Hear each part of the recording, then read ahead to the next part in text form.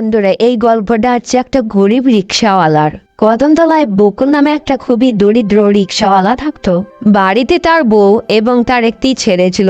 একদিন তার বউ তাকে বলে, আরে বাড়িতে চাল ডাল কিছুই নেই, এখন আমরা কি খাবো? তোমাকে যে কিভাবে বোঝাই, কয়েকদিন থেকে আমার টোটোতে কোনো প্যাসেঞ্জারই উঠছে না। প্যাসেঞ্জার না উঠলে কিভাবে খরচ চালাবো, তুমিই বলো আমাকে।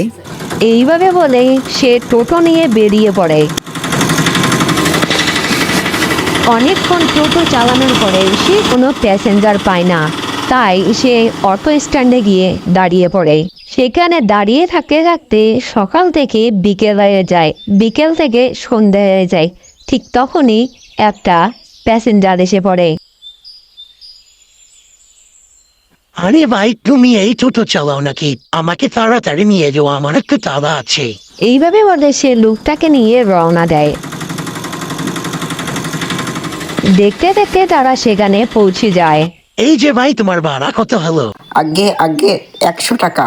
ঠিক আছে, এই নাও। প্যাসেঞ্জারটি টাকা দিয়ে সেখান থেকে চলে যায় এবং সে ভাবতে থাকে, এই 100 টাকা দিয়ে আমি টোটোতে পেট্রোলই ভরাই না বাড়ির জন্য খরচা নিয়ে যাই, আমি কিছু বুঝতে পারছি না। সেই 100 টাকায় সে কি করবে এই কথা ভাবতে ভাবতে সে তার টোটো একটা বড় লোকের গাড়িতে লাগিয়ে দেয়।